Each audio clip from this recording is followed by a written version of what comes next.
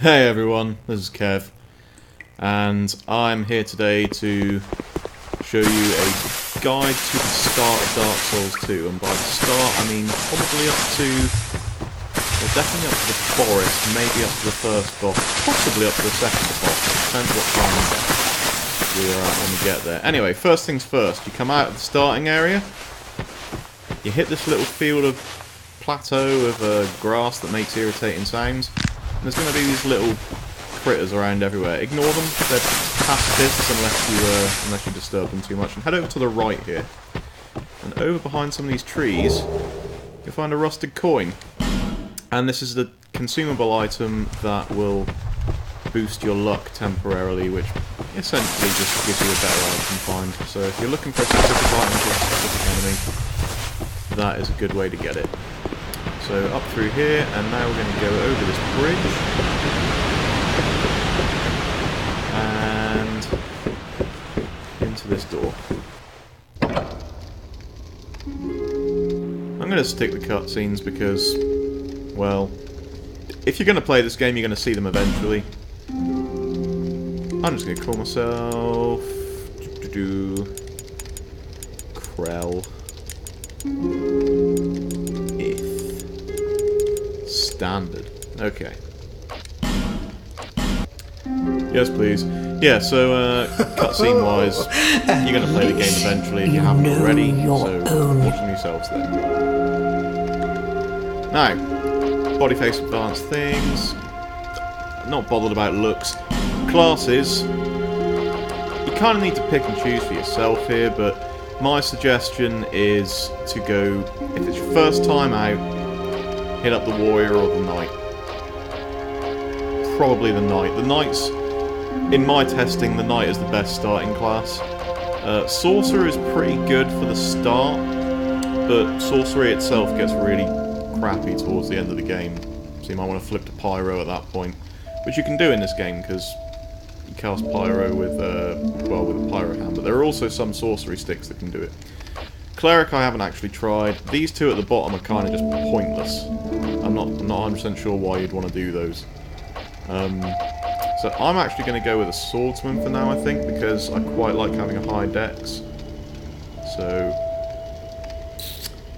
although, no, actually I'm going to go with the knight. I like to use the knight. Gift, life ring gives you a bit of extra HP. Human effigy makes you human again, which is how your summons and whatnot are controlled in this game, plus it gives you a full life bar. Healing wares gives you some pretty useful items, to be fair. Like some stones of healing, plus some poison loss, I think, to heal poison. Home of Bone is a home of bone. Get back to any bonfire you like without losing your souls. Seed of a Tree of Giants is pretty useful in that if you get invaded, you can pop that and all of the enemies in your game area will attack the invader as well as you, so that's pretty useful. Bonfire Ascetic makes everything in the area harder when you burn it in a bonfire, so probably ignore that. Petrified something, I don't really know what it does other than the fact you can give it to Snuggly, so I'm going to do that and just go with this character.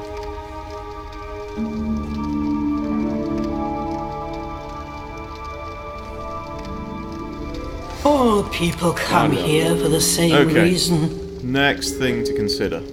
You're in here, if you didn't take the human effigy, or whether you did or not, doesn't really matter because you can run up these stairs, and over in this chest you will find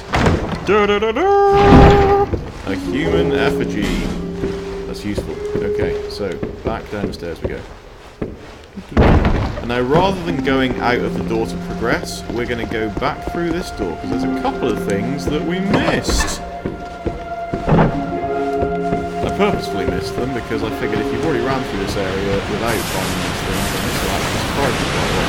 So you go down through a sort of passageway here under the waterfall, you get a smooth and silky stone with a very smooth.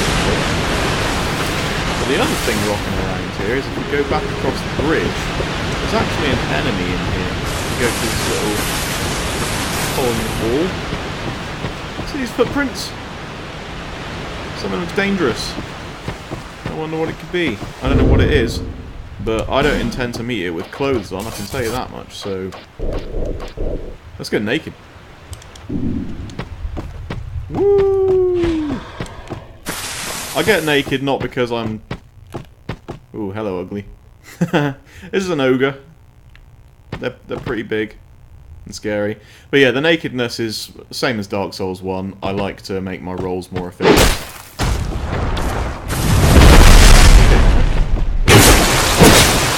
Now, if you do get hit by this guy, he's going to be pretty messed up, but fortunately, he's really stupid.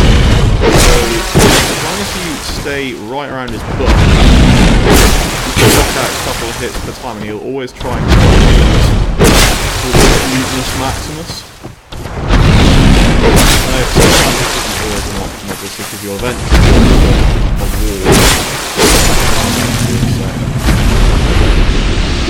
wall. Otherwise, just dodge roll, and you should be fine. Anyway, out of that, you get a stone ring. And the stone ring is incredibly useful at the start of the game, because what it does is increase the amount of damage that you do towards people's poise using melee attacks. So yeah, incredibly useful. It may even be more than melee attacks. I haven't actually tested that. But the fact that you can shield break people or guard break people this early on in the game is pretty cool. Or at least, you know, give them a run for their money. And there's some gold pine resin over here, which for people who've gone through Dark Souls 1, you'll know that that adds lightning damage to your weapon temporarily. So we're now going to pop over here. Go back into the fight. And this time actually go through the other side.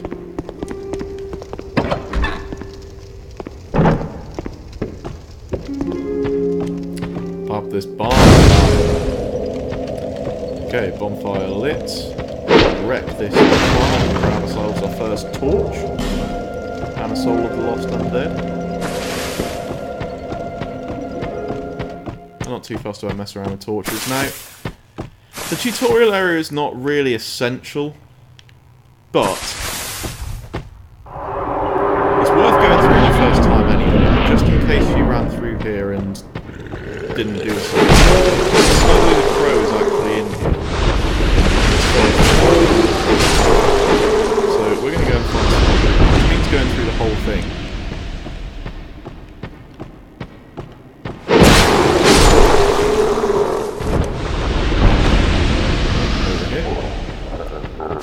Whoa, dear. I may have miscalculated where I was going there.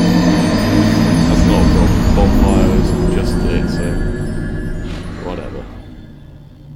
Deaths are very possible in the tutorial area, as it turns out. Especially, as you might have seen there, there was a couple of ogres over on that beach. I wouldn't advise going there when you first start the game. Maybe come back later. I have managed to kill them before going into the game proper. But it took a lot of effort and a lot of tries.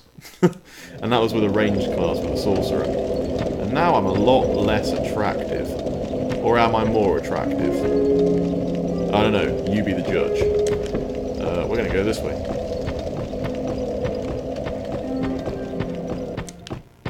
Now, to be fair, I probably could just sprint through this area and not kill everything. But he's got a stairs anyway, so... Get this few extra souls, and there might be the difference between you going to get an extra level or not. I doubt it.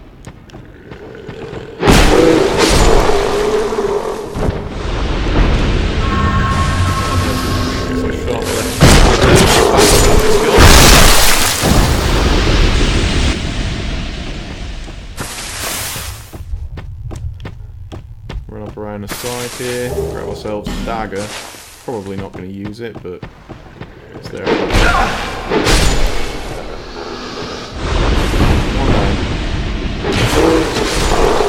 Okay.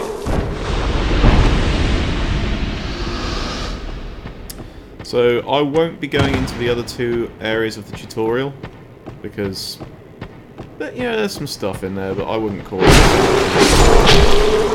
I don't want to waste time.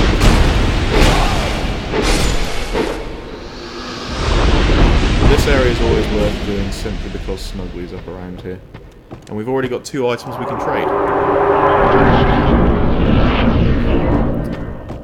So, here's Snuggly the Crow. You! Give us smooth!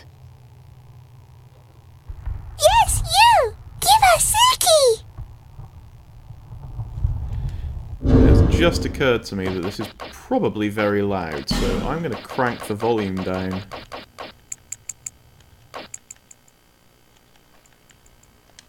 And hopefully that'll be a little more acceptable.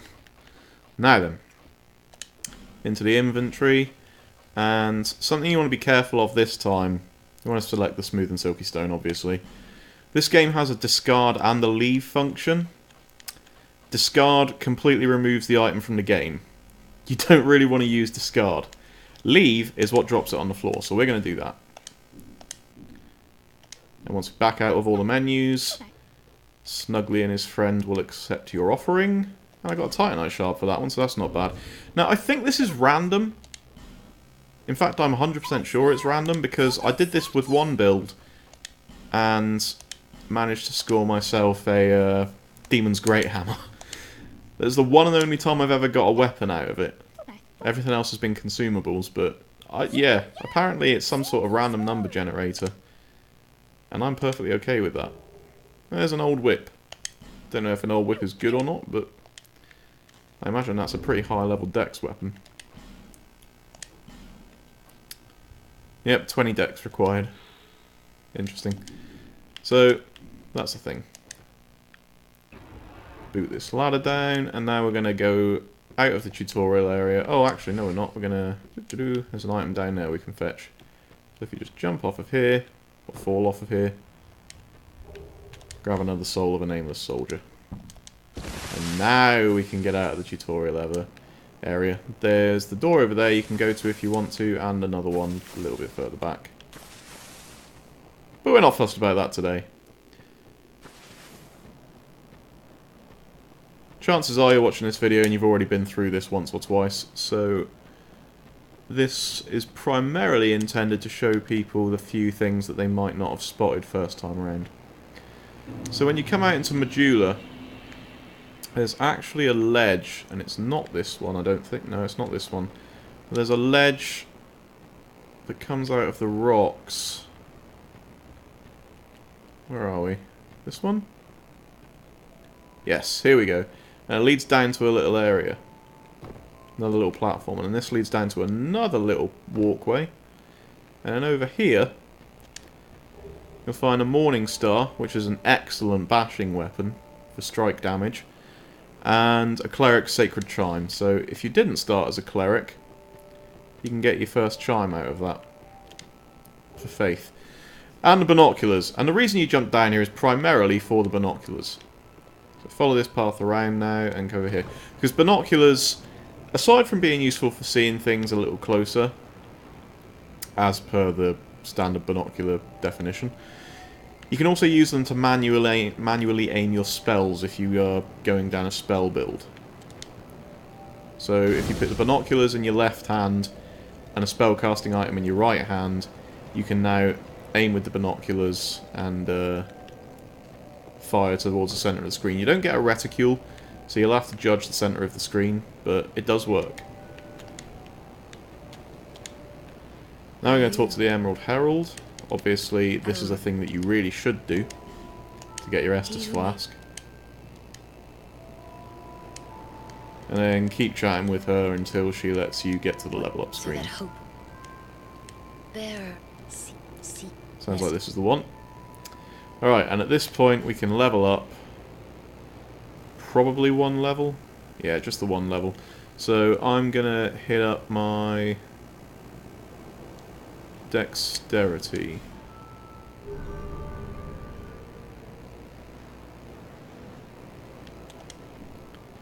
Okay. Now I'm going to head up these stairs, and the Crestfallen Warrior is up here. I forget his name in this game. The point is, if you didn't talk to this guy until you ran out of conversation options, you really should, because he enters you into a guild called the Way of the Blue, which, because invasions are a necessary part of this game, whether you're hollow or not. Here we go, and answer yes. As a member of this guild, not guild, covenant rather, you can equip this ring, and whenever you get invaded, a blue sentinel, someone higher up in the covenant, will be summoned automatically into your game to help you out. So, for the sake of argument, we're going to equip this. And it also increases your HP slightly, so it's not the worst ring in the world. This is where you find out how many deaths have been going on worldwide. We're currently at, is that 35.8 million? 35.8 million deaths worldwide. Excellent. That's what we like to hear. Okay.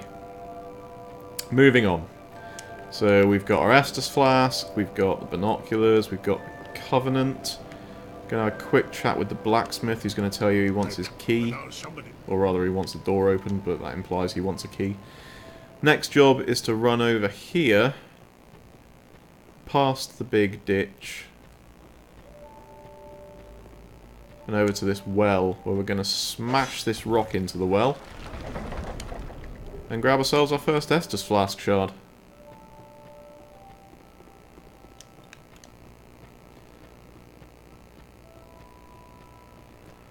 And then if we run back over to Ladyface, we should be able to upgrade the Estus Flask. So we'll now have 2 charges instead of just the 1. Merci.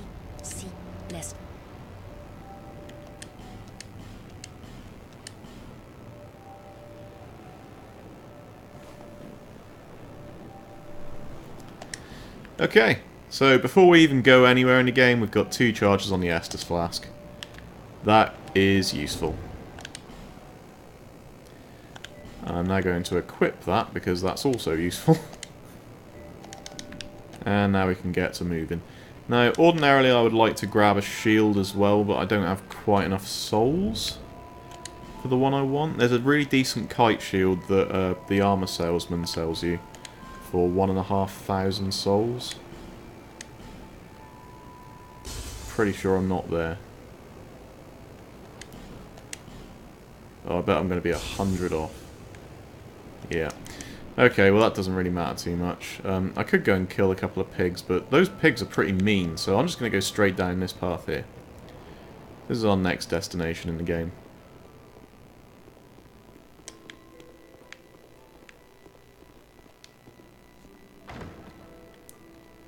I actually forget what's in this chest, but if it's a soul... No, it's a rusted coin again. Okay. I was going to say I could go and buy a shield, but we will come across a new bonfire in a moment. I will have some souls and then I'll go and buy a shield. And it's a really good shield. Shields have been kind of nerfed in this game, or at least in the start of the game, because very few shields in the whole game have 100% physical damage reduction this time around. And it takes a while to find one out in the wild that has more than about 70% damage reduction. So what it is useful to do is buy this kite shield at the start, because it actually starts at 90 and has reasonable stability, if not great. So we're going to head down this plank now.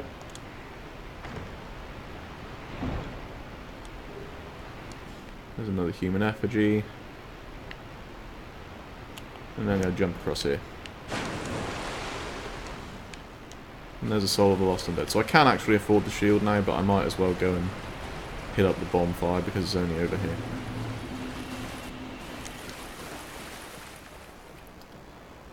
Say hello to my first friend. Hello, friend.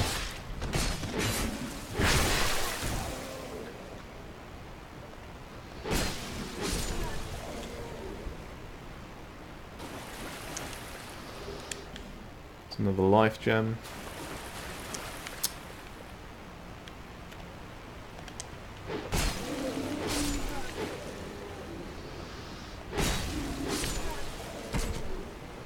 Alright, quickly go and deal with this archer, and then I think I'll go and use the bonfire.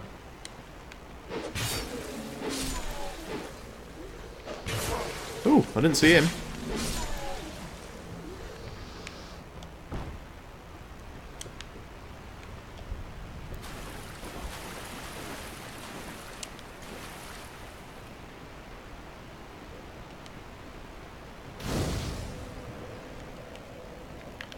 Okay. Bonfire lit. I'm actually going to go and buy that shield now while I'm here. In case anyone hasn't played the game yet and isn't aware somehow, you can fast travel throughout the game, or throughout the bonfires you've checked off from the start now. which is nice. That ring of binding right there is this game's cling ring, and is essential. And I may even get as far as to show you where that is. It depends how quickly we move through this.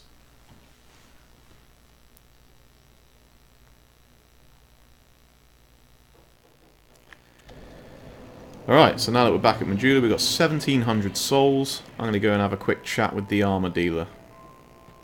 But not before I rob him, obviously, because that's a thing we should do. Speak to you in a minute, mate.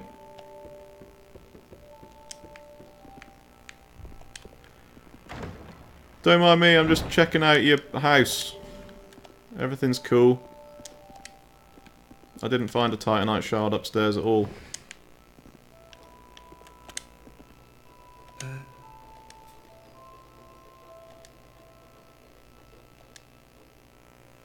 Okay, so the item you want to buy from him is this one, the Silver Eagle Kite Shield, which has 90% damage reduction and 50 stability, which is not bad at this stage in the game.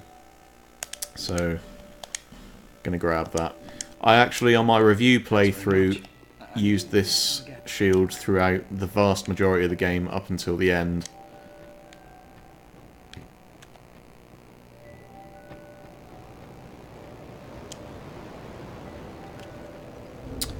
So, let's equip that. Where's my... Ooh. I think the PlayStation's taken a while to load. Interesting. Okay.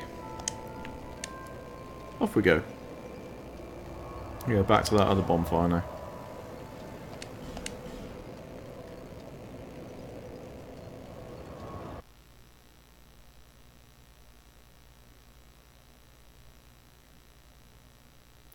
So once I clear this area, we'll head up the ladder, and there'll be a little sort of arena, for lack of a better term, where there's going to be some hollows I'm going to need to take down.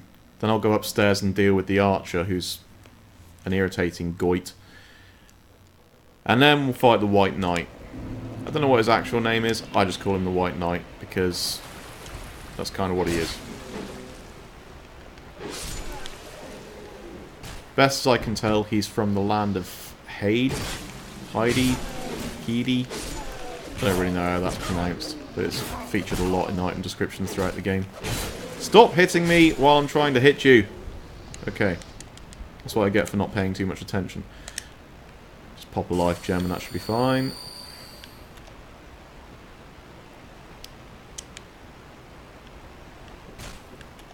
Alright.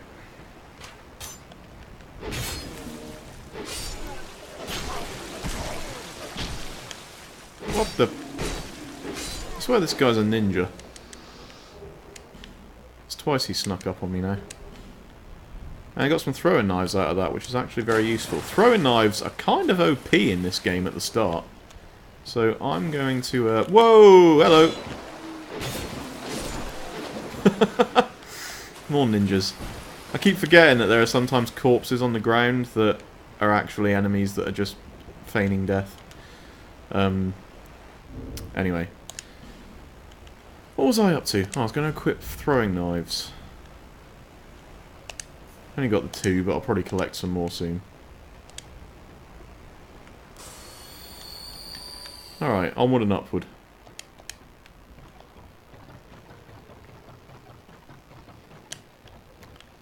Alright, no wasting time around here. Straight into it. Get stuck in. Some hollows that need a kick in. And I got a kick in response. I just remembered I forgot to equip my shield. I'm running around two-handing this sword around a group of hollows and taking a few things for granted. Probably not the best idea.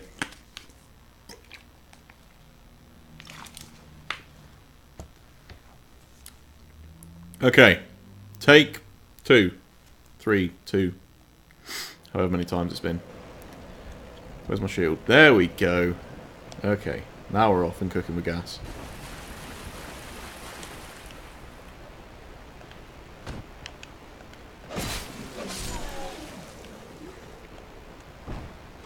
Then bounce off.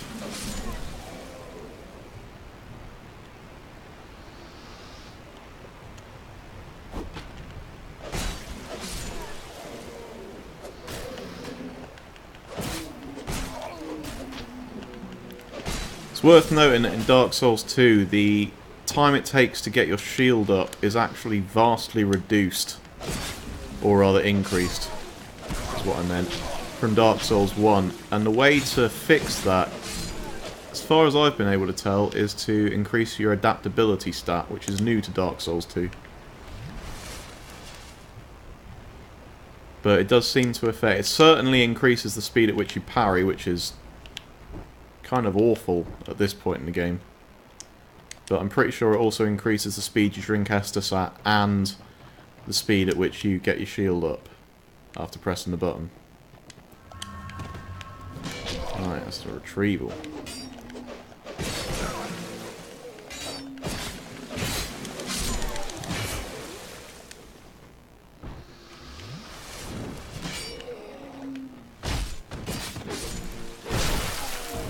Well, that didn't go as well as I would like in preference,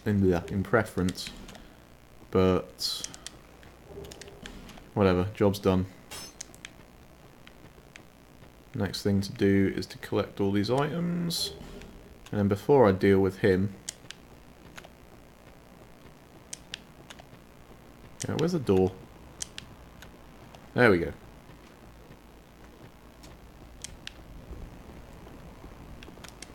There's a couple of things to handle over here. Firstly, you want to run up the side here. Remember that those two are there, that's pretty important.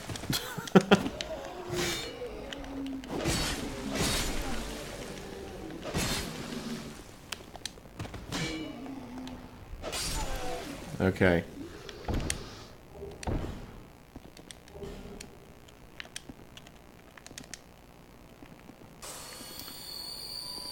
This has not gone especially well so far, but whatever, we're surviving. There's a soul of a nameless soldier. Pop off there, run over here with your shield up, because this guy's going to try shooting arrows at you. And deal with him. Now, there's an item over here.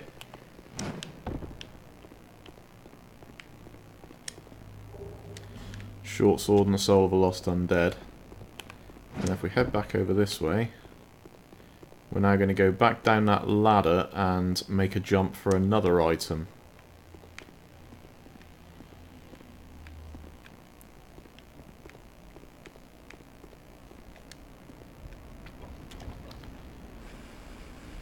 So you can see just over there, there's an item on a corpse. The way to get over there is just to stand here, aim to the right of that rock, run and jump. And the game will handle the rest of the distance for you. And that's where you get 10 throwing knives, which, as I said before, are completely OP in this game. Or at least at the start. Now, poison throwing knives, they really are OP throughout the whole game, and poison arrows as well. So if at any point you ever get stuck, poison stabby things are definitely the way to go. Alright, I'm going to have a go at this guy now.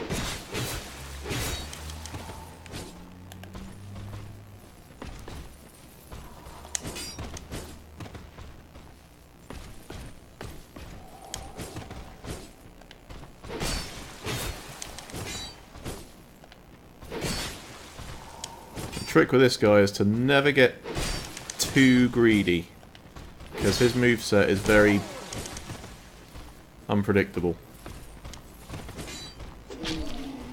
Oh, where'd he come from? It's not very useful. I'm trying to have a word with my mate the knight, and he's getting in the way.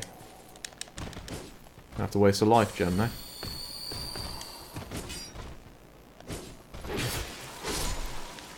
And there we go. And what he drops for you is a Haid Knight Sword, which is a pretty decent sword in and of itself, but also has lightning damage affiliated with it. I can find it here. There we go. It requires 10 dex, so I'm not quite capable of wielding it yet. But yeah, about 50 lightning damage, 75 standard damage. Now bear in mind, damage in this game, as with the previous Souls games, does get taken out in stacks, so when you hit an enemy with an elemental weapon, it'll have a certain amount of reduction on the physical damage, and then a certain amount of reduction on the elemental damage. So you don't get free extra damage from elementals, because it's 2 attacks rather than 1 technically. So it's not always the best way to go if it just looks like a higher number. But at this stage in the game, quite useful.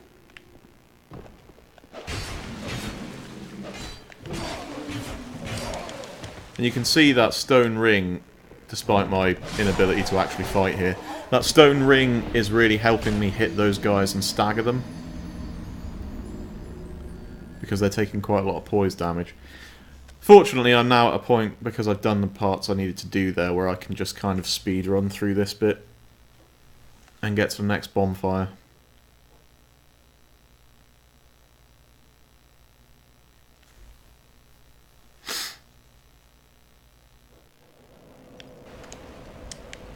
It's taken me a little while, because I've only recently finished my review playthrough, so my animation speeds were quite a lot higher by the end of that save because my adaptability was so high, so I'm kind of getting used to playing a low-level character again. It's a little bit odd.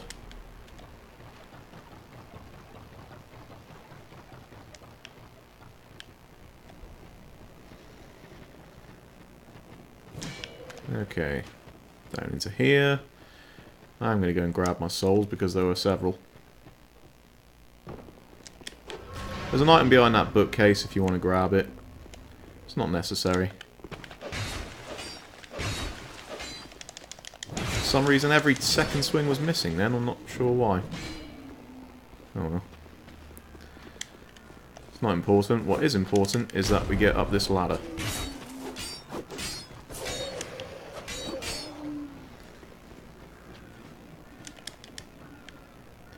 Bust through this door.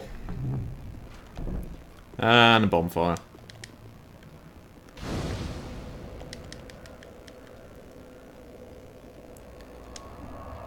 Okay, so, what else are we missing? Well, the first thing I'm going to do here is travel back to Medulla and adjust some stats via the level up. But we're about to go and get a sword that will probably carry you through the better part of, well, certainly the first several areas of the game. If you're into swords, that is. I mean, that Hade sword is pretty cool in and of itself, but this one is... oof, it's demonic. And it is easy to miss simply based on the fact, well, A, it's in a cave kind of out in the middle of nowhere, and B, there's some scary thing guarding it. I don't have another Estus flask. So what I'm going to do is up my dex a couple of points. I want to start upping my dex anyway. So yeah, I'll crank that up to 12.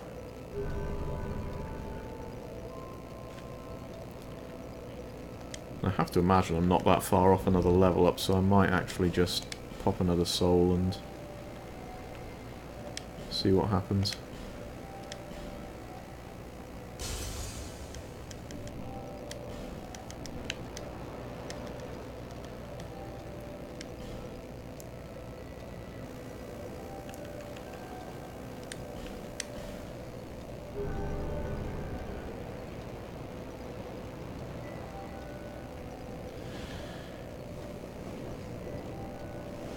Yeah, Rich in the chat, saying that he's not used to travelling back to Medulla to level up. That is a really good thing to get used to, Richard. Let me tell you.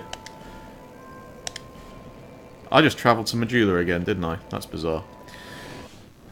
That was me not paying attention again. But yeah, it's obviously a different deal from Dark Souls where you could level up at every bonfire and you were constantly reminded that you could level up. But you really do need to get it into your heads that going back to Medulla, especially after a boss fight, is kind of essential if you want to get those levels. Now, admittedly, after a while in this game, levels don't really mean that much. in the grand scheme of things. Like, at that point it becomes quite gear focused, but early game you want to get those levels going. Alright, let's actually travel somewhere useful this time.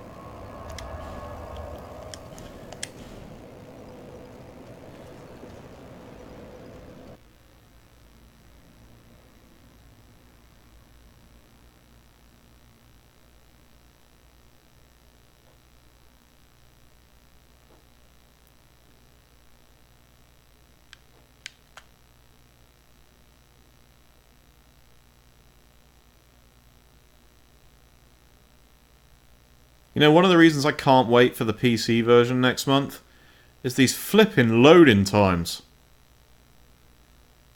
They really are horrific. I don't know if 360 is much better, but good lord. They take their time, alright. Okay, so we're going to go back out the door here. Oh, actually, I might as well introduce everyone if they're not aware to... What's her face? Melentia? Something like that. She carries a house on her back. Because she's pretty baller. And she also has something that we're going to want. I haven't got enough souls for it right now, but... She has a Pharos Lockstone. So when I've got 4,000 souls again, rather than leveling up, I'll be coming back to her.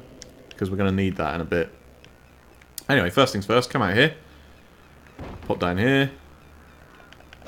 Land on that guy, or not, as the case may be.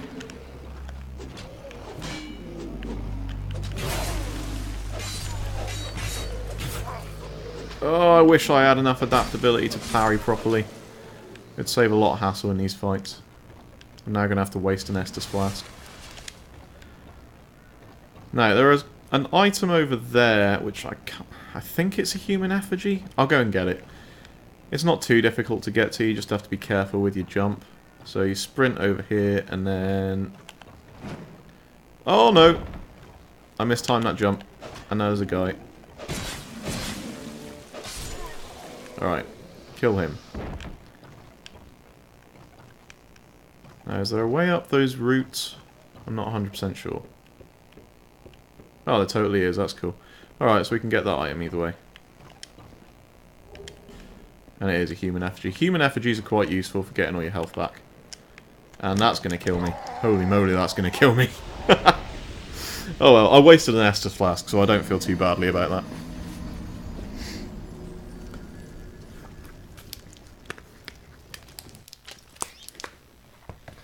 Human effigies, by the way, if you haven't figured it out yet, you can burn them in bonfires, and it will reduce the likelihood of you getting invaded for an undisclosed amount of time.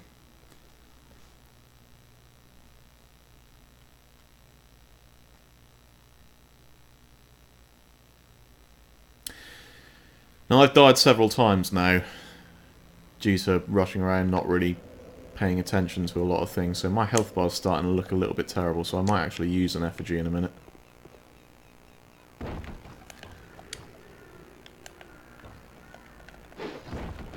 Man, that plunging attack just doesn't want to work today.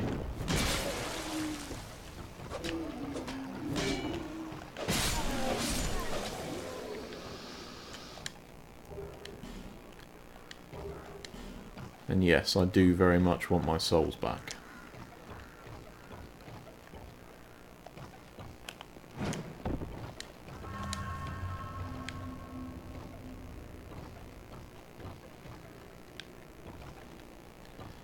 Okay.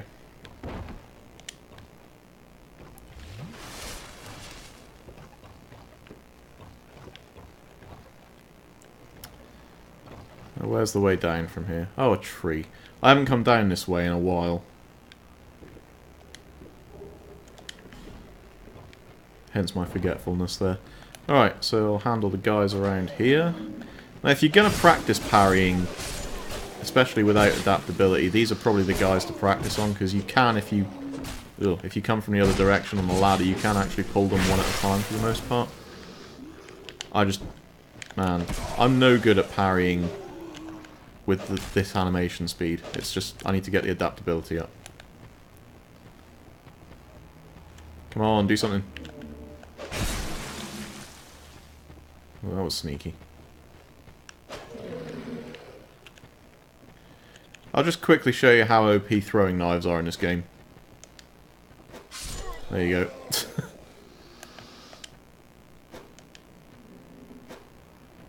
It's ridiculous. It really is. They do so much damage. Oh, for... Alright. It's starting to occur to me that this might be equally at fault that I'm playing on a small TV for capture. So I'm missing some animations.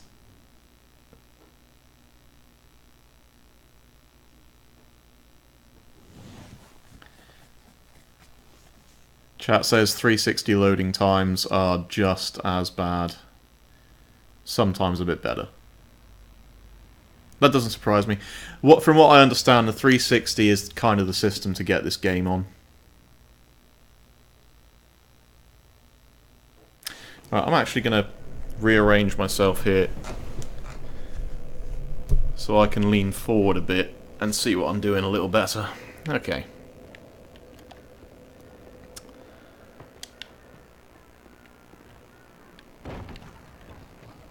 Right, let's handle our business.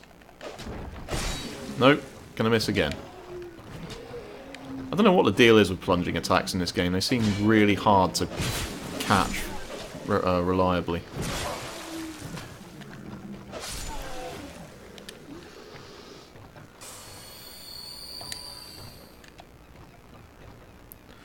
Alright. I'll go down the ladder way this time. That's the way I'm comfortable with. Alright, so pull this guy over.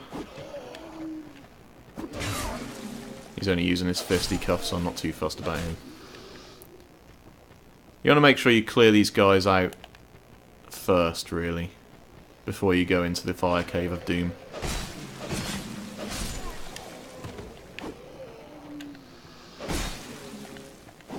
Oh, I ran out of stamina there.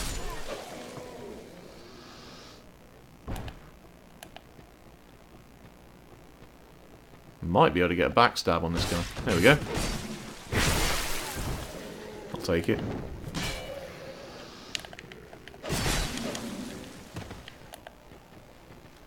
Do not want to get stuck in between two guys.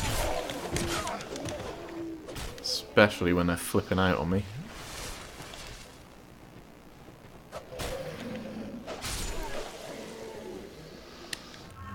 And there's my souls back. Okay. So, this is not the cave I was talking about, but it is a cave you want to go in, because you can grab yourself a helm. Maybe that's your thing. I don't know. If it's not, ignore it. Next, you want to go down here. You want to get about as far as this item. Grab that, turn around, run back out. Two guys will have dropped down to come and take you from behind. Do not let them. It is your behind. Protect it. That being said, you do not want to let them drive you down this tunnel too far, so if you can get back on this side, that would be better.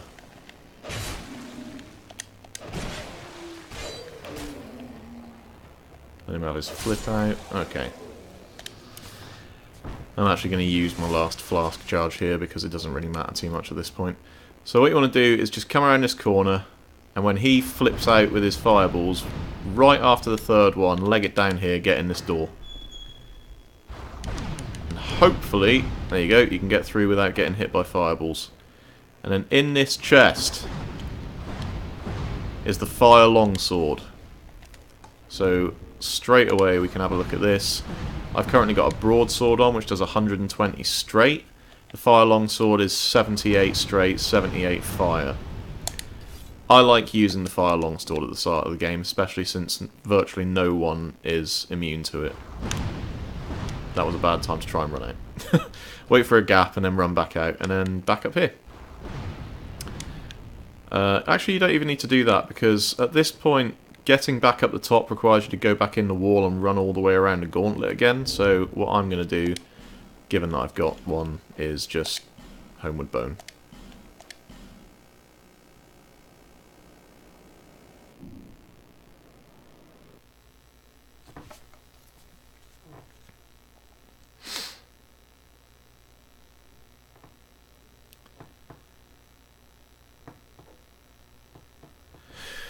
Alright, so that's the fire longsword gotten. Which I think I just equipped. I'm going to double check that quickly. But next up, we're going for our first boss, probably. We're going to open up a shortcut first that I can virtually guarantee everyone misses first time round, unless they know it's there, through means such as this stream. I did equip the longsword, didn't I? Yes, cool. Alright, I still haven't got enough souls to talk to her yet, because I need the 4,000. Although, ooh, I do have that Proud Knight soul now. That's another 2,000. I think I might have enough.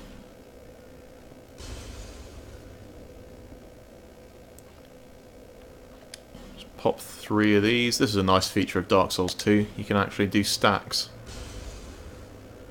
Incredibly useful. Alright.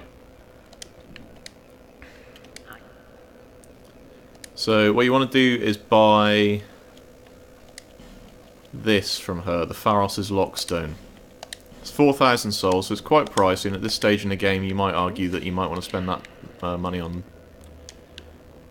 whatchamacallit, on levels. Whatchamacallit. Yeah, but honestly, it's worth it for what you're going to get for the money in a minute. So slide down this ladder, head over here, kill this guy before he gets a chance to stand up. Halberd Man will come over and have a go at you. Let him have his swings. Punish accordingly. Now if you want, and you've got the arrows to spare, you can take these lizards out, these fire salamanders out from up here. Although, honestly, not really worth it. Alright, so now we're going to head around here, and this guy will get up and come at you if you don't kill him first, so I'm going to kill him before he kills me. And then through this fog door. This is not a boss, so don't worry about it. I'm going to go up this tree trunk.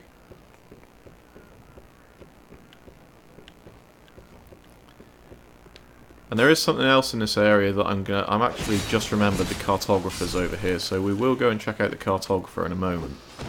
But first,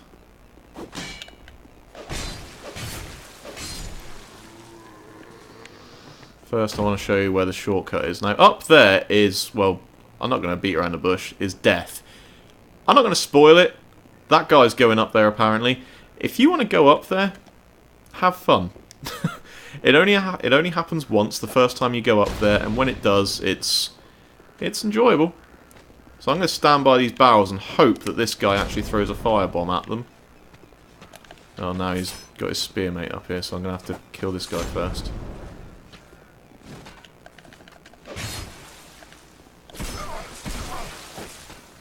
I can't define how much I dislike people with spears. Well, not so much spears, but people with spears and shields. They irritate me a lot. Alright.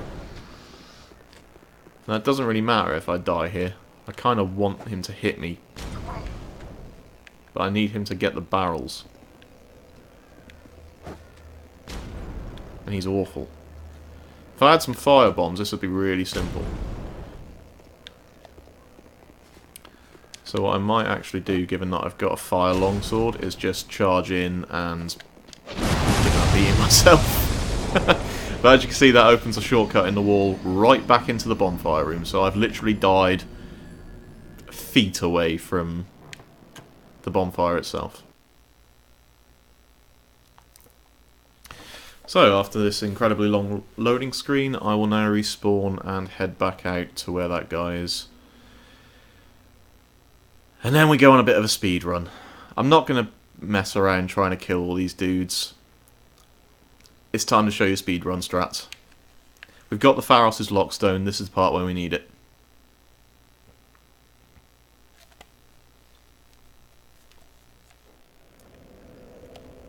So, running out of here.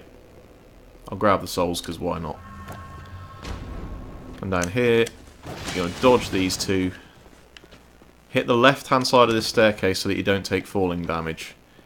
Now, this room here, you want to run in, hop, let those things fire off, run around to the side. You can actually run in and go straight to the side, but it's not always a guaranteed thing. And when you get over here, just dive down onto the bottom floor, and they should not follow you down. To this day, I've never had them follow me down. And that seems to be repeating itself. Now, two things to do in here. Number one, this is a treasure chest that has a trap inside. If it's an arrow trap, you want to make sure you've got your shield off. If it's a poison trap, you want to roll away as quick as possible. This is an arrow trap. I'm holding my shield up. And that's it over and done with. And there's a Titanite shard, which you might think is a pretty good bit of loot. Until you go and plop the Pharos' lockstone into here. We're now going to run over to the left. Hit this wall. And we have two chests. One of which contains something crazy. I'm going to do it in order of gasp. First things first. Chloranthy ring. Those of you who played through Dark Souls intimately will know the Chloranthy ring was awesome in that game.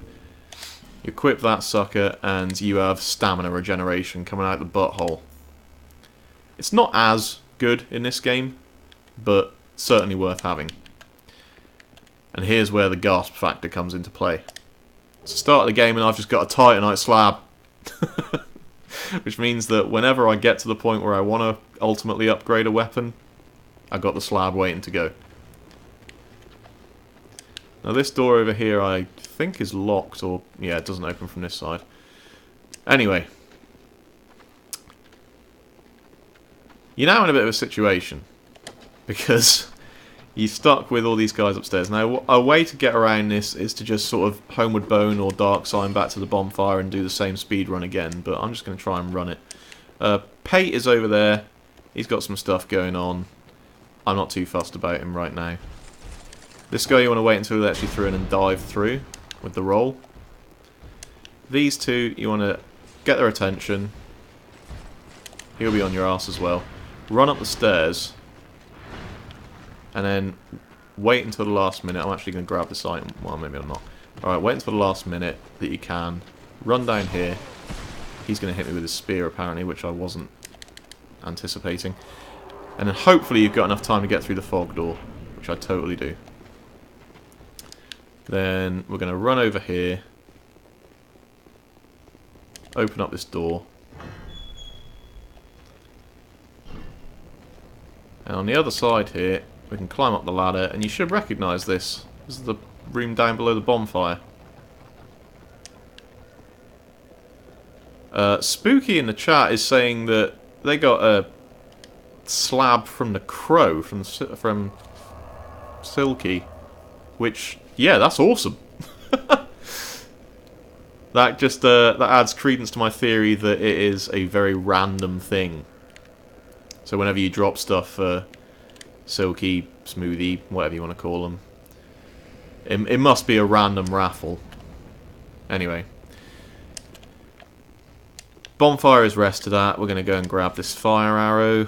We're going to run over to this room over here, hopefully not attracting the attention of the spear guys outside.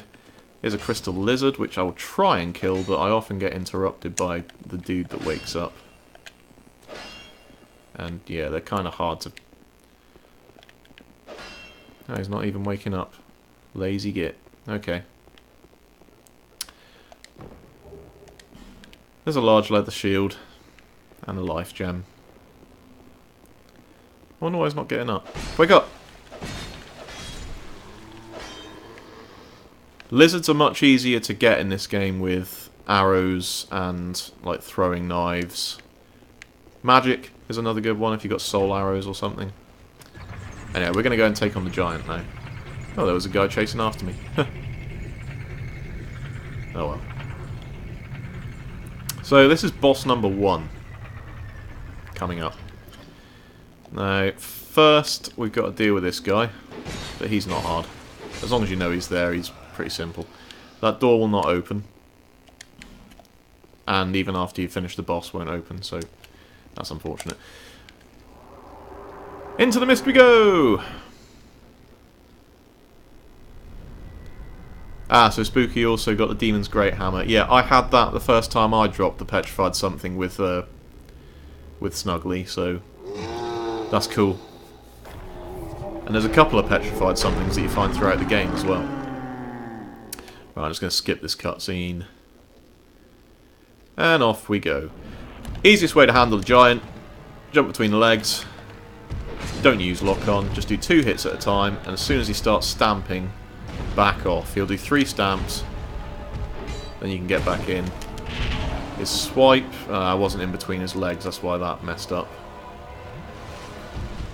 Just run through, between the legs, hit those ankles.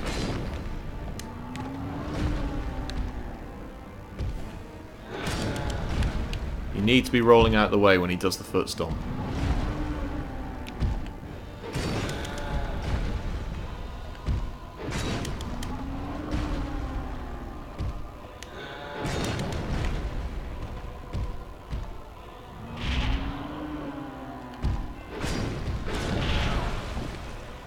That was careless.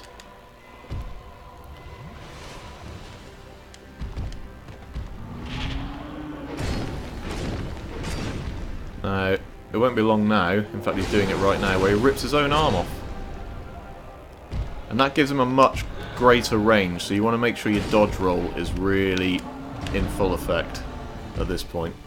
If he tries to swing at you, hit that dodge roll.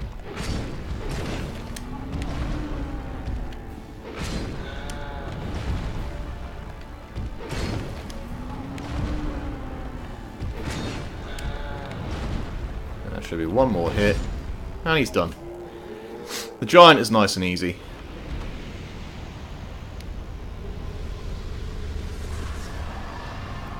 And that gives us a fairly hefty soul, which I think is worth 6,000 souls, and the soldier key, which will get us around the rest of the area.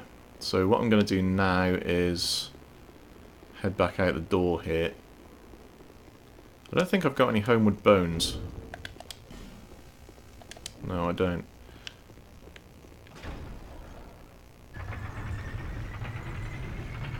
Which is starting to make me think I've missed something, because I normally have 5, I'm sure of it.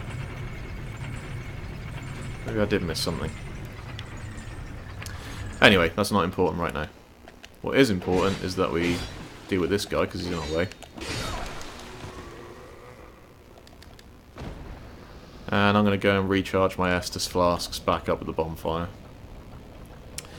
Now, what I'm about to do next is not really the suggested thing to do. Well, the first thing I'm going to do is talk to Melentia again. Because she's got something else we need, which is the blacksmith's key. That's all I really need from her for now. Now I'm going to head back to Medulla. Going to level up, open up the blacksmiths, and then it's time for the second boss, which is actually a really quick and easy speed run from that bonfire there. Now, beating the second boss is a pain in the arse at this point if you haven't started leveling up your weapons, but there is a cheeky way around it, which sometimes works, sometimes doesn't. Really depends on what he does first. So we're going to give it a try and see if it works. Now, the first thing I'm doing is chatting with the blacksmith after opening his door. I think there's some arrows in here. I believe it's attack extend. Oh no, shortbow. I knew it was something to do with archery. Have a chat with him. He knows his shop is open now. But first, I think I forgot some homeward bones. Oh, we didn't go and see the architect either. Oh, that's life gem. Wonder where the homeward bones are. Oh, actually I know. So you want to go up the side of this cliff.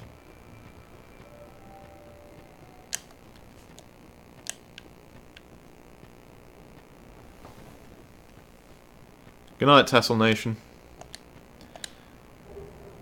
Homeward bones. Multiplied by 5. This is the stone of the covenant that makes the whole game really hard. So if that's your game, go for it. I'm not touching it with a barge pole at this point. Right, what was next? Architect. No, not architect. Map dude. Cartographer. That's what I'm looking for. Some sort of geology man.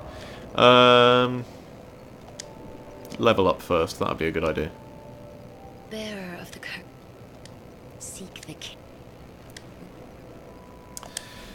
Alright, so what I want to get done here is start getting that adaptability up, because the animation speeds are starting to kill me a little bit.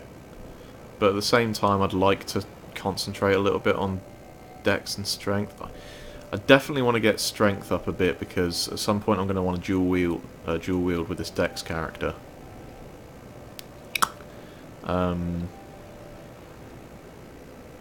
Yeah, so that's what I'll do for now.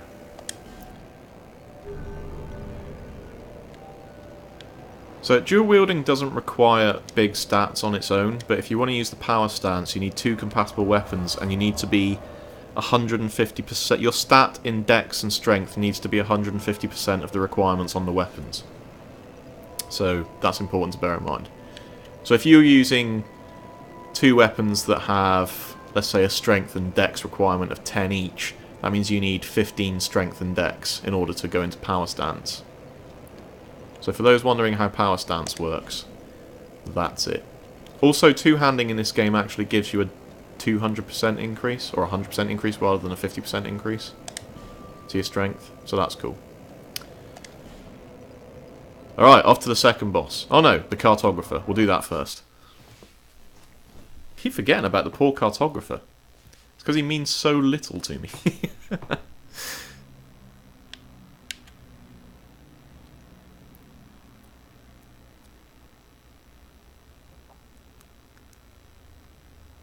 He does give you something cool, to be fair. Well, he gives you a key which leads to something cool.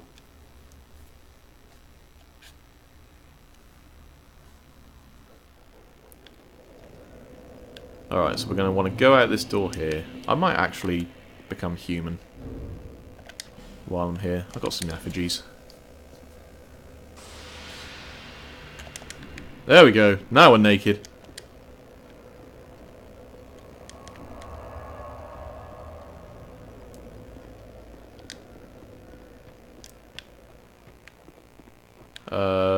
Oh no, it's not out here we want to go.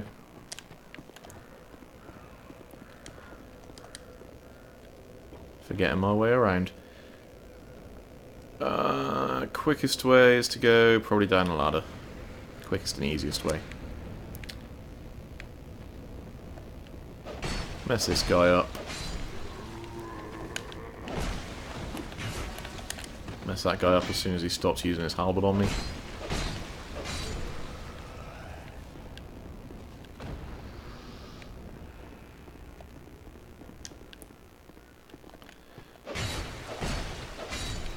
Deal with that guy again. And now we're going to head up this tree. But rather than go all the way to the top, we're going to get to about here and then roll off. And now we're surrounded by archers and every other terrible thing in the universe.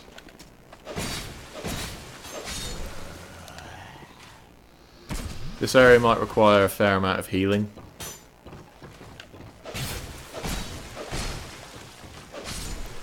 There are quite a lot of enemies to deal with. Really need you to try and attack, mate. Okay.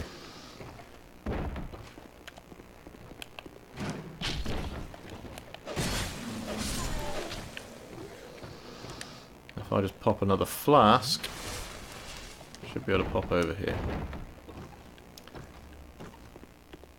Alright, stop! Wait until the light goes green.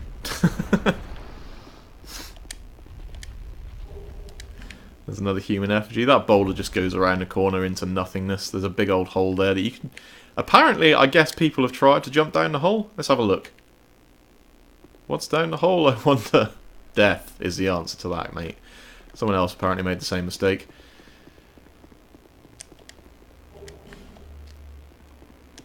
And here is the cartographer, who I'm not going to spend time talking to explicitly. I just want to burn through his dialogue here.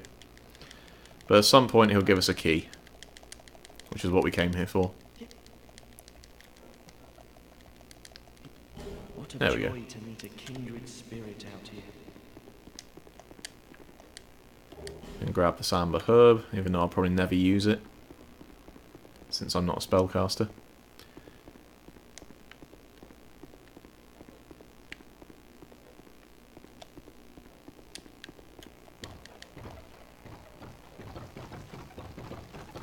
I've got one more item to get around here, and then I'll mess on back to Majula, and we'll have a look inside the mansion.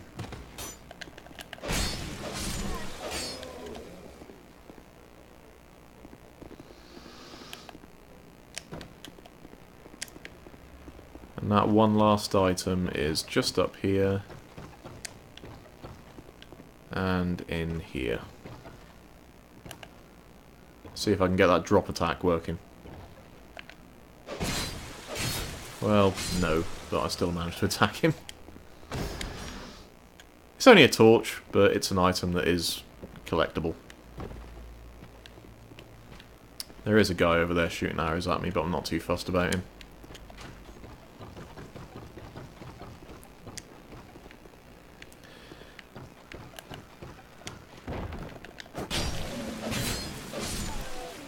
Alright, and now we go back up to the bonfire. There is a whole area over through this door. I don't think it personally that it's worth going to, because there's a bonfire over there and not a lot else. I mean, the leather set, the hunter's set is over there, of armour. But other than that, there's nothing really over there that's worth going there for. Just a lot of hassle and a lot of those ironclad warriors.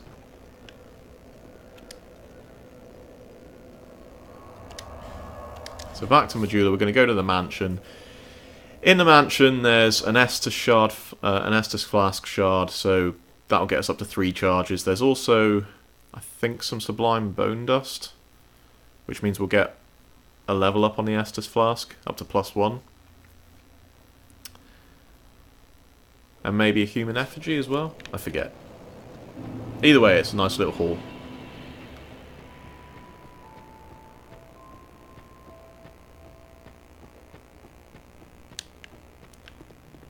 If you want to get down this pit later in the game, by the way, there's a couple of ways to do it. Firstly, there is a man on a much later level in the game that you can talk to who'll come back here, and he's like a master of ladders. That's his trade. So he'll set up a ladder for you. The other way is just to buy one of the cat-related things. So like there's some cat trousers or a cat ring that you can buy from, well, the cat that's in the building over there.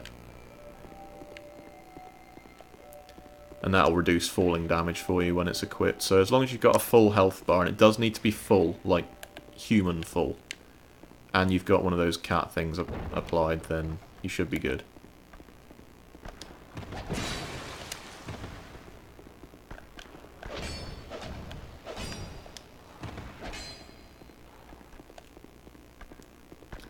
Come on, skeleton.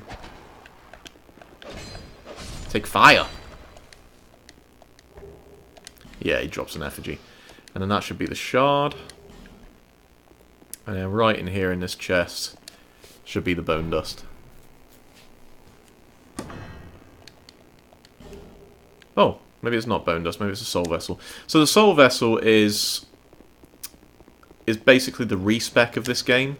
If you go back to the Firekeepers with a soul vessel and talk to one of the two that are sitting at the table, she will offer to respec your character. So you can literally just respec all of your stat points throughout the whole game.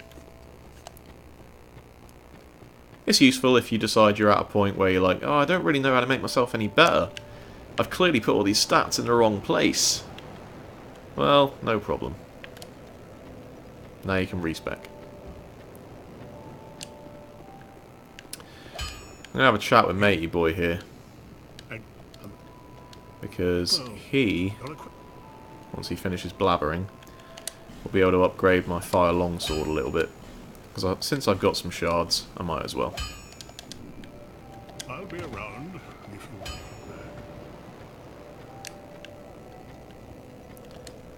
Alright, so cartographer's done. We're off to the second boss.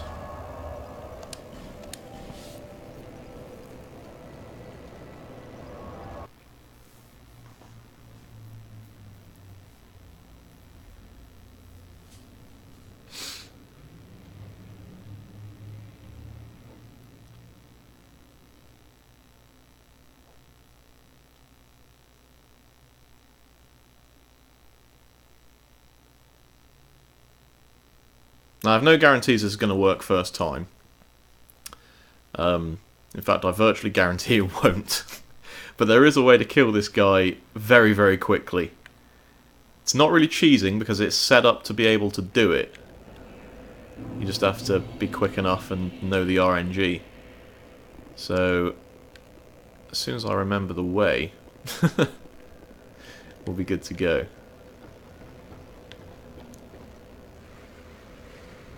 So down the ladder, over to here. This is the elevator where you would have gone down to the giant. We're not going down to the giant. We're going to carry on over here. I'm not going to bother with that crystal lizard. Roll out of this door. Sometimes you avoid all of those hits, sometimes you don't. The important thing is to try. Alright, up these stairs. You want to dodge this guy, because he is going to swing at you. So already I've lost a little bit of health that I'm not particularly happy about, so I'm going to hit up a life gem. And with a bit of luck, you should be far ahead at this point, enough that you can just hop into here and not get hit. Oh, just about. If I didn't have to use a life gem there, that would have helped.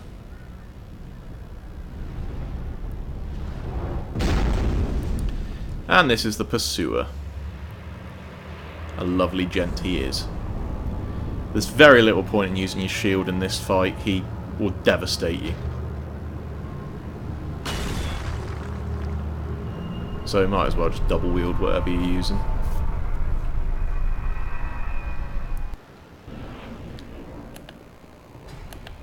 Now ideally he does, yep, that attack, and then you run over here, grab this, and with any luck... Nope, didn't work.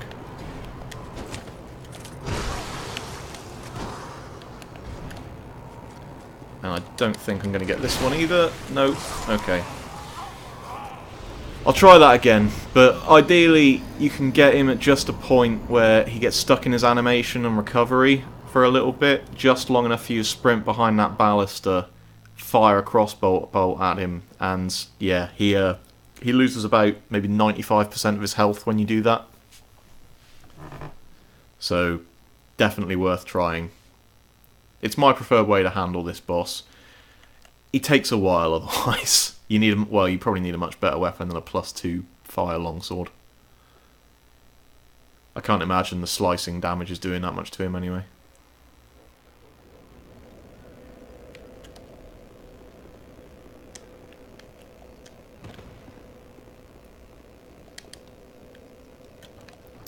So, have another quick speed run over there and see what we can do.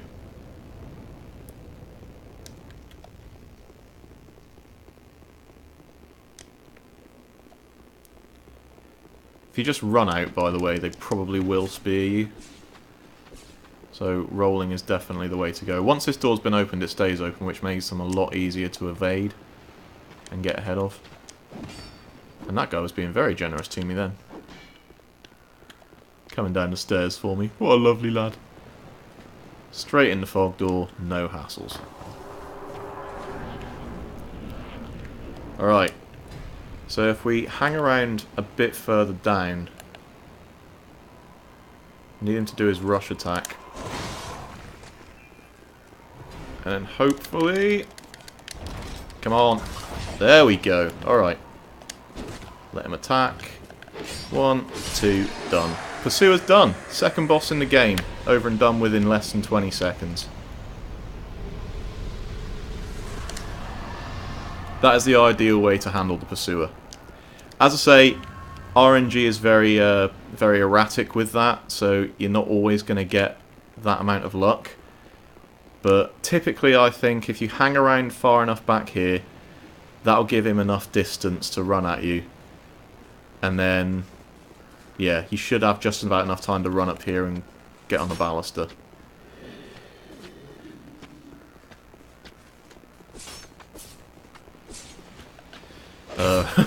Richard in chat is saying that he had someone helping him with this in co-op, used one of the balusters and then killed the guy who was co-oping with him. Yeah, I imagine that's a problem. I haven't co-oped in this game at all yet, so I can't really speak for what effect certain fights have with co-op. But yeah, I bet that was uncomfortable.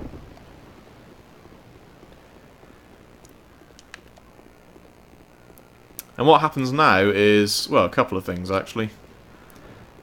Firstly, you want to pop down here. And here you're going to find one of the best sets of armour in the whole game. Dran Lake armour. And the Dran Lake sword, which in itself is very good as well. If you just have a look at the Dran Lake sword. 186 base damage straight off the bat. With 35 poise damage. That is not bad at all. At all. 25 strength and 20 dex required though, so, you know, a bit of a price of entry. And the Dran Lake armour is, well, it looks baller and is pretty good.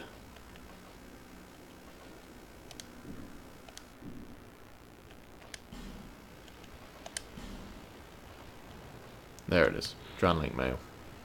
Belonged to Captain Drummond. It's pretty good stuff. Once you've gotten that, it's time to head down here.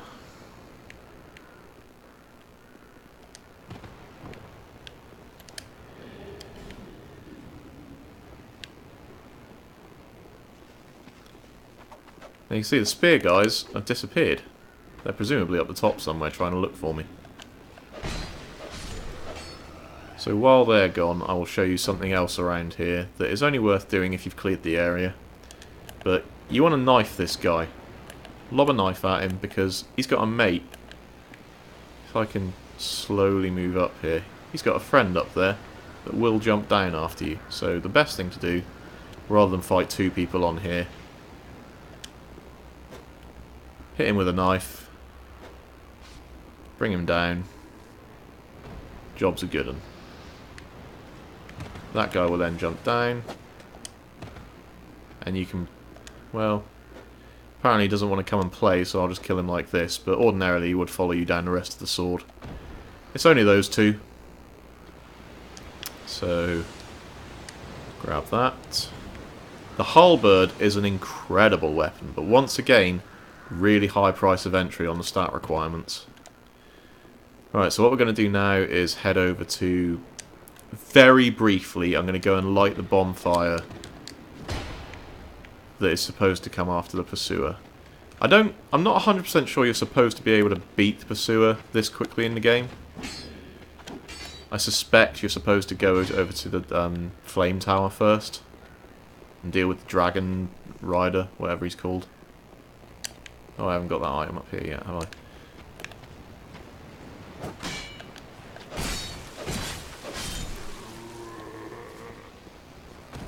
Oh, maybe I did get that item up here. Okay.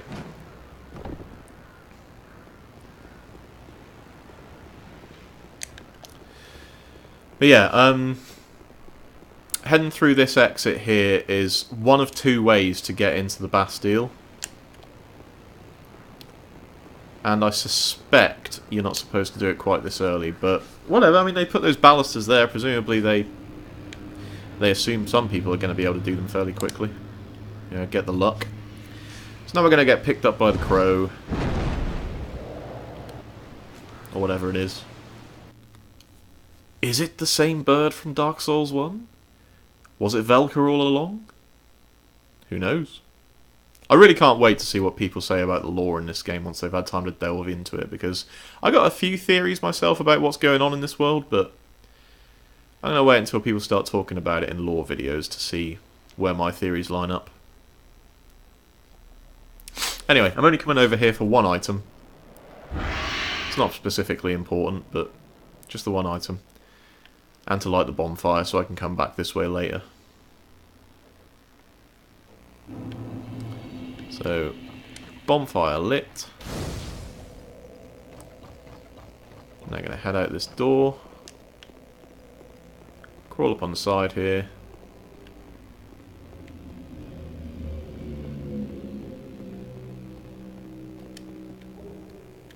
Large titanite shard.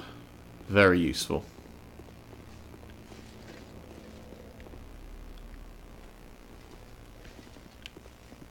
Now, what I want here is to be very careful about getting back over here. There we go. Didn't want to end up on the wrong side of that. It looked like a nasty fall. So yeah, I'll come back to the Lost Bastille later on in this playthrough. But for now, it's back to Majula. Got 18,000 souls to spend. And I'm fairly sure I know how I'm going to spend them. Because I want to dual wield longswords. At this point in the game, at least. Anyway, that was some secrets. I hope I've helped some people with strats and some hidden things that they might not have known was there.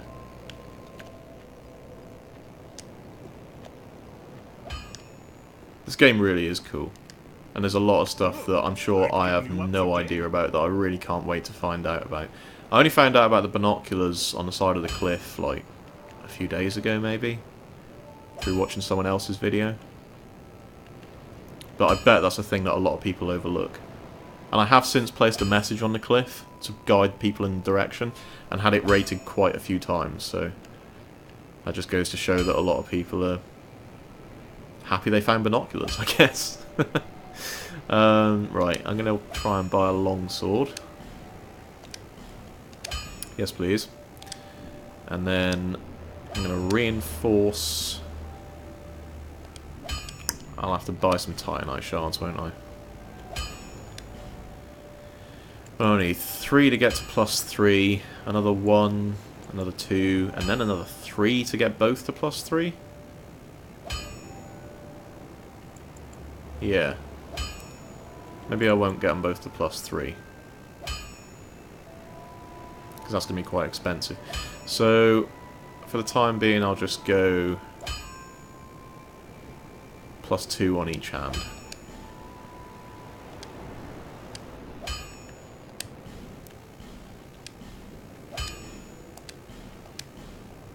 That'll do. I'll be around if you make it back.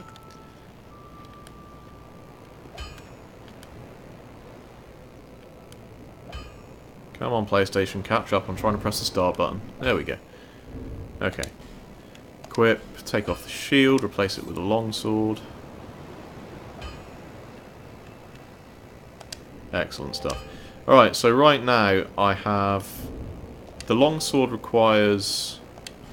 What did we say? 10 and 9. So I need 15 dex and 15 strength. Because it rounds up, obviously. So I need those stats in order to use the power stance. So right now, if I were to tap a triangle, that would dual wield my right weapon, or rather two-hand my right weapon. If I were to hold triangle, do it with the left weapon. So there's no power stance in play yet. However, when I chat to my young lady friend, Is here to see. However, who has also noticed that I found another shard.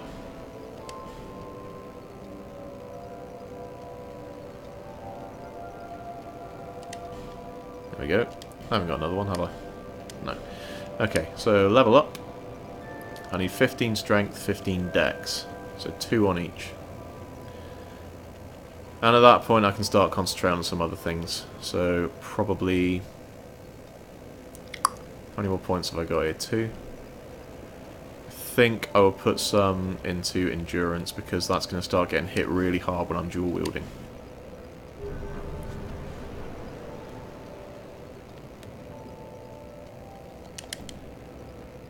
And while I'm here, I might as well cash in another soul or 2. I might keep the boss souls around for now. Never know, they might come in useful later if I want one of those weapons. I probably won't, but we'll see. Seek lest this. Let's get another point of endurance.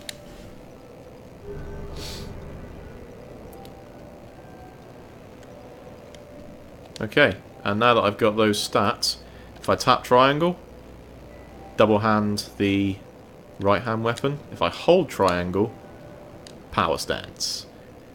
And what this does is it means you can still attack with your right weapon as per normal.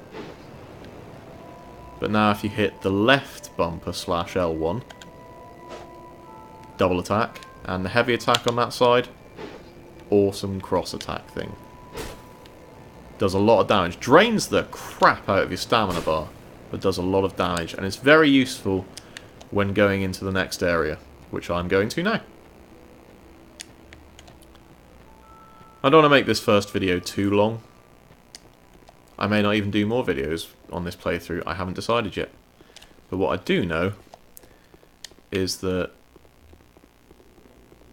I'm going to try and get the ring that I wanted to show you guys earlier on.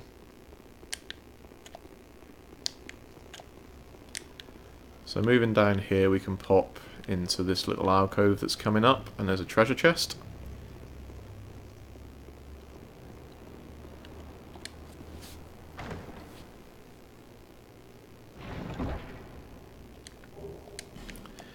It's a shield, an awful shield at that, but, you know, it's an item if you want to grab it.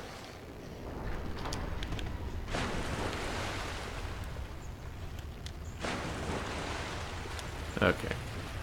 And now we want to go down here. Might as well grab whatever that is.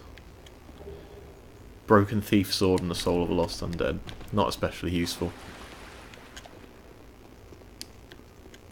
Am I still in power stance? Certainly am. Alright, let's do this. These guys, so on my review playthrough, this is the first place I came. I didn't have a good look around Majula. I managed to find the Estus Flask lady, but I didn't have a really good look. I'm going to go and light this bonfire before he catches up with me. Hey dude. Coming through. So yeah, I came here first. I didn't realise there was a path down to that forest. I didn't see it. So I actually beat the boss here and the boss after this before going back and realising that the newbie forest exists. Which is not the best order to do things in, if I'm being honest.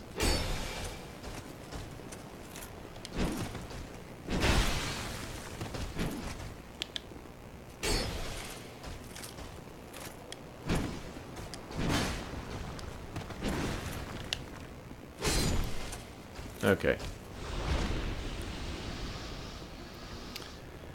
Now this person is a pain in the ass. He only spawns once. But man does he hit hard. You'll be really careful with him. Yeah. He'll trick you sometimes as well, make you think he's finishing up his moveset.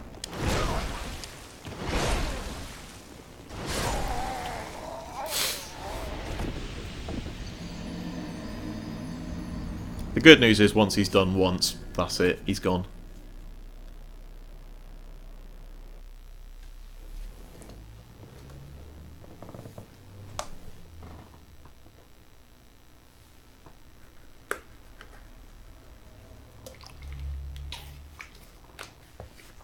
Tell you what, these loading times. What I might actually do, because I just realised that that first guy took me 4 hits to kill, and I'm not happy about that, so I know I can do it in 3 if I up these swords to +3 each. So I'm going to go and do that. It will require popping those boss souls, but I'm not too fussed.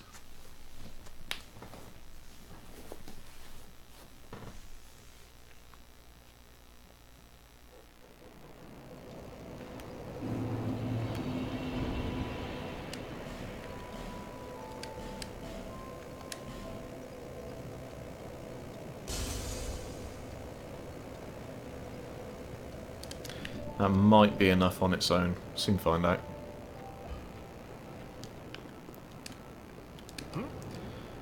Need 6 Titanite shards.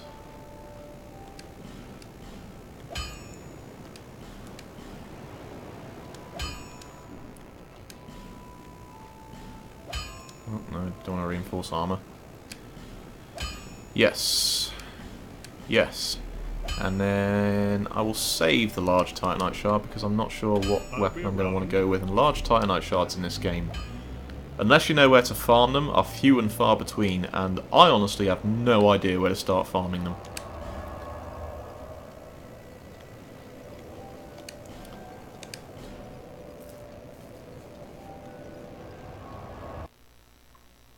But we've got 2+3s now, so that should help. Should be able to get these guys down in 3 hits now rather than 4.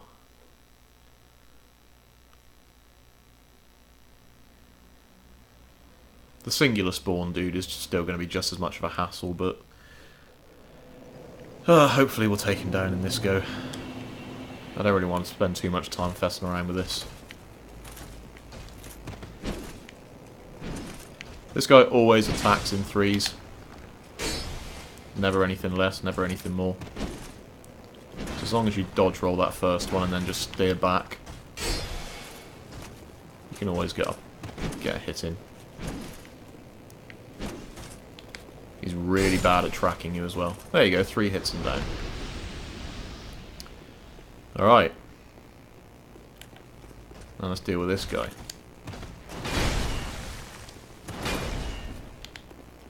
You really need to be sure that he's finished up his moveset before going after him. And it's tough to judge that.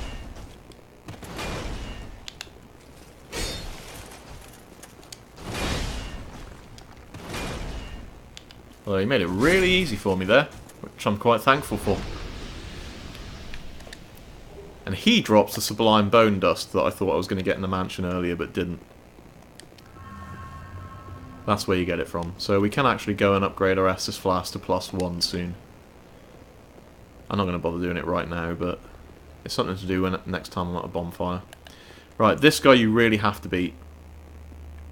So the easiest thing to do is to draw him out. He's got exactly the same moveset as the other one.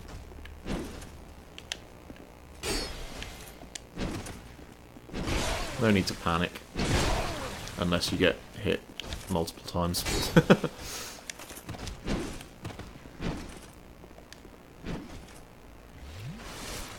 I'm going to back off a little bit there. Let him have his go.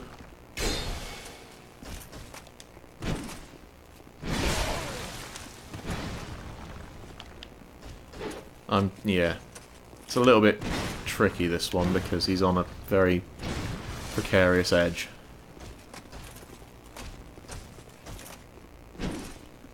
I try and dodge to the right of him there. Okay.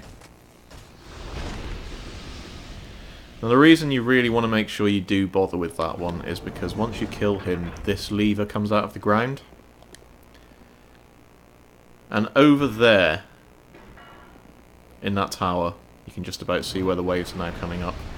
That's where you're going to fight the next boss. And there are 2 levers, this one and another one that's in there. And each of them brings up an additional ring to give you extra places to run around on. And that's useful, because you don't want to fall off while fighting a boss. It's embarrassing, if nothing else. So, these guys, those 2 will always back into the corridor. This one, on the other hand, will actually come at you. And I messed that up royally, so I'm going to down my last Estus. And then deal with him properly.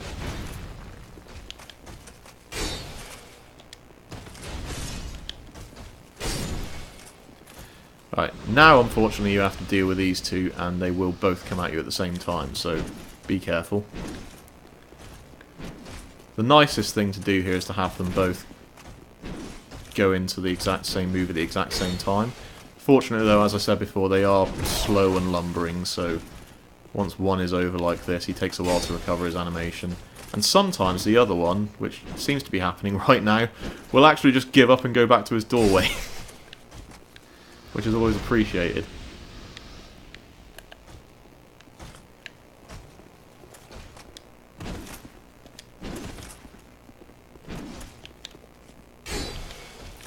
Try and get a cheeky second hit in. Maybe a little bit too cheeky.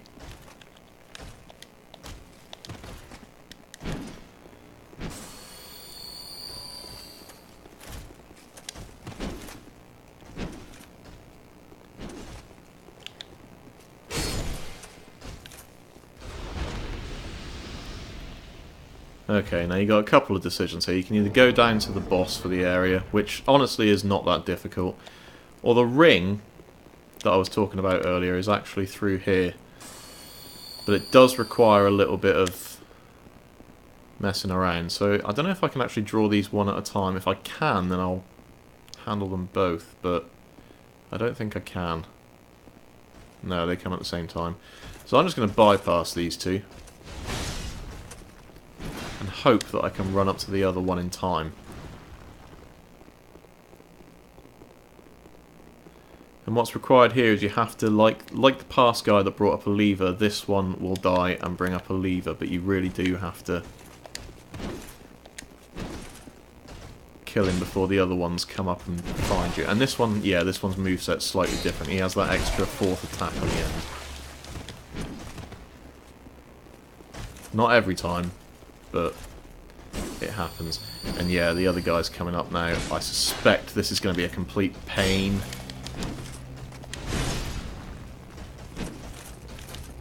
I think I'm about to die. Alright. Might just about be it. No, maybe not. I thought I'd be okay.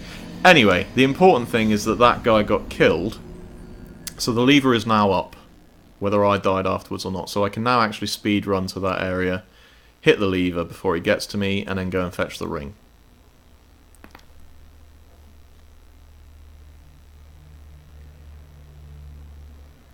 And once the infinite time it takes to load on the PlayStation 3 goes through, we will go and do that. Here we go. Alright, so speedrun strats for this area. That guy can be run straight past. This guy doesn't respawn.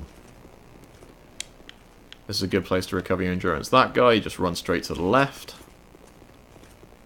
Oh, speaking of which, there is another lever that raised in this room that's right there. And that's worth remembering, because you're going to need to hit that in a moment. That guy can just roll through like that. Recover stamina here. These guys you can just run straight past.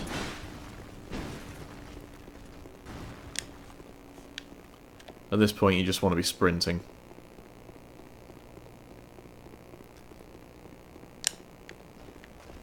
And if you hit that lever now, he shouldn't be able to get over in time. You will have to run him around in circles a little bit more. Because you need the bridge to drop down, obviously. And now that that's down, off we go. And for some reason they take quite a while deciding to come up the bridge to fetch you, so you usually can just get up here and have a go at these items. See, they'll just sort of dilly-dally for a bit. That one there's not 100% sure he wants to come up at all. It's pretty funny. Bottom line is it gives you plenty of time to homeward bone. Unless you want to go into the boss. And there is a boss in there, as you can see, the fog door. That boss is quite a lot harder than the next one I'm going for, though, so I'm going to leave him and go and do the normal one.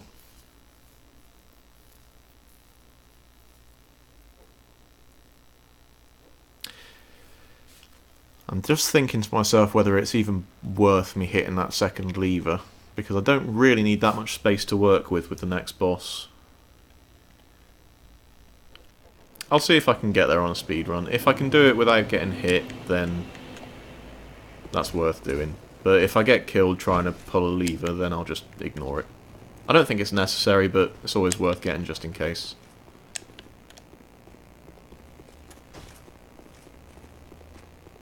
As I say, this next boss is probably the easiest boss that has ever been in a Souls game. It's ridiculous. Oh, they haven't even spotted me.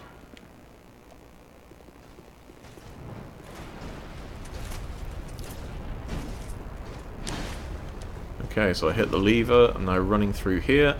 Easiest way to speedrun this bit is to... I might actually go and get that treasure chest while I'm here. But run down those stairs. These guys will take a fair while coming down after you.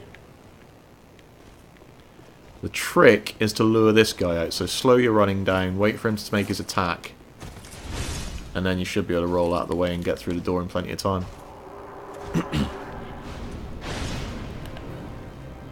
Now this guy, just stand next to him. Every time he attacks, you want to dodge roll behind him.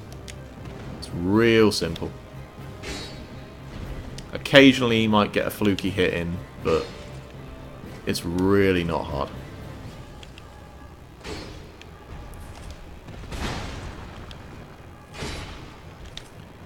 Sometimes you might even stagger him.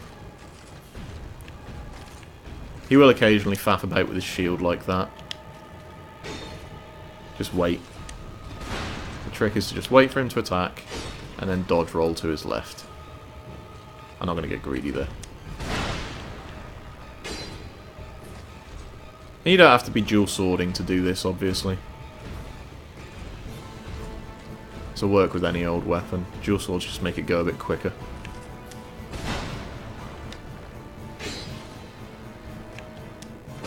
He actually uses a much more versatile moveset if you go at range with him, but as long as you're up close, he seems to only ever use that singular attack, which is so easy to dodge, it's insane.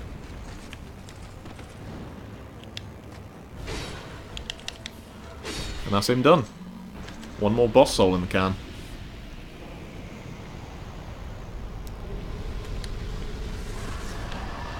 They seem a little bit happy-go-lucky, so I'm going to leave them to it. Head up these stairs. And then up here, you can light a bonfire. And go and talk to this lady. Are you from And these she is going to parts? be the primary source of your miracles. My name If is you're Lizzie. playing a faith build. I have come to spread. I can see that, but the cost of As you can see, she sells a chime in case you don't already have one, so you can cast miracles. She's got a 28,000 soul cost ring that I will admit I have never bought, but apparently it increases your faith. I would hope a lot for that price, but you never know. Probably awful. And then a bunch of miracles you can pick between, including the classic lightning spear, which is, as ever, awesome. She also has some other miracles that are pretty useful. Force is always a good one. I haven't used it in this game, but I assume it's as useful as it was in the last game, where you can just blow a bunch of enemies away from you. There's some like Caressing Prayer that I think is quite new. Resplendent Life as well. Yeah. But the main thing is, like, they have heals. So that's extra heals on top of your Estus if that's the way you want to play. And Lightning Spear is an excellent range spell. So, that is the Faith No Lady, need for and miracles. honestly I think that's where I'm going to leave it for today. the gods. We've covered 3 bosses, and I've basically shown you around all of the sort of secretive little bits at the start of the game, including that ring, which I will show you quickly before we go. Absolutely worth getting. The Ring of Binding. This one dropped from the Pursuer, the Ring of Blades. That one's fairly cool. Increases your physical attack strength. Absolutely worth having. I'll probably take the blue seal off in favour of that, because I'm not too fussed about getting invaded. But that's the one you want, the Ring of Binding. That's the Cling Ring from Demon Souls. So, even if you hollow out completely, you would normally have half a health bar left. With this on, you will never go below 3/4. And that is insanely useful. So that gets equipped, and virtually never comes off. The only time I would ever take that off is if I desperately need that slot and I've already got a full health bar.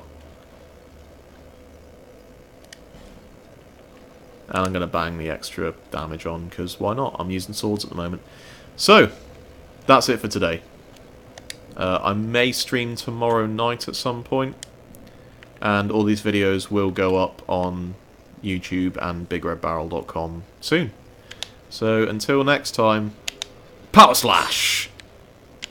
Power Slash! And I will see you later, as soon as I find the buy thing. Wave! See you later, guys.